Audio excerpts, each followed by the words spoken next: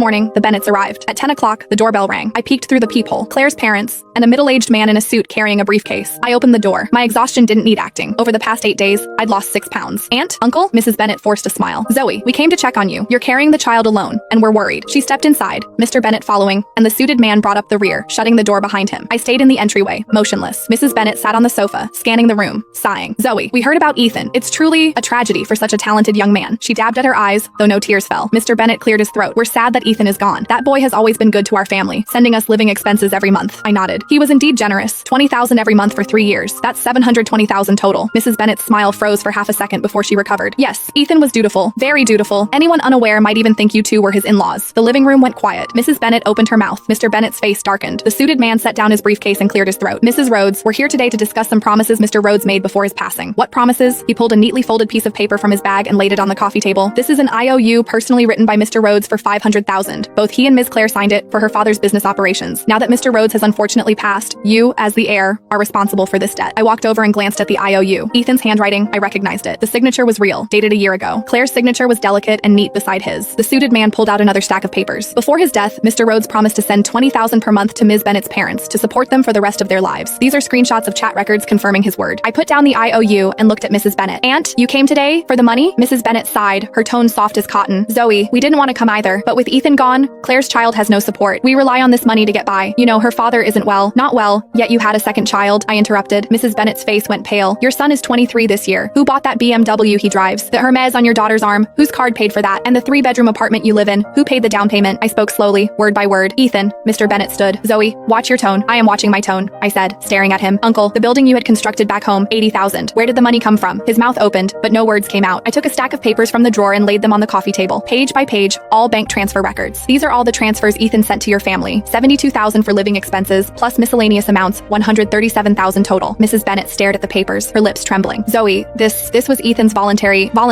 I nodded. Then go ask him for it. The living room fell silent again. The suited man cleared his throat. Mrs. Rhodes, even if these transfers are accurate, it does not affect the legal validity of the IOU. As the heir of Mr. Rhodes's estate, as the heir, I interrupted, I have the right to first divide the marital property. Once divided, this money is mine. Besides, I also have a legal question for the attorney. I looked at Mrs. Bennett, voice low. Over the past 3 years, your family received $137,000. Does that count as unjust enrichment? Mrs. Bennett went completely pale. Mr. Bennett stood, pulling her toward the door. I leaned against the sofa, hands on my belly. My heart was racing, not from fear, but excitement. Mom, tomorrow your husband will be back. He's not my husband anymore. Right, tomorrow that dead man will be alive again. I picked up my phone and glanced at the calendar. Day 14. He's supposed to be back.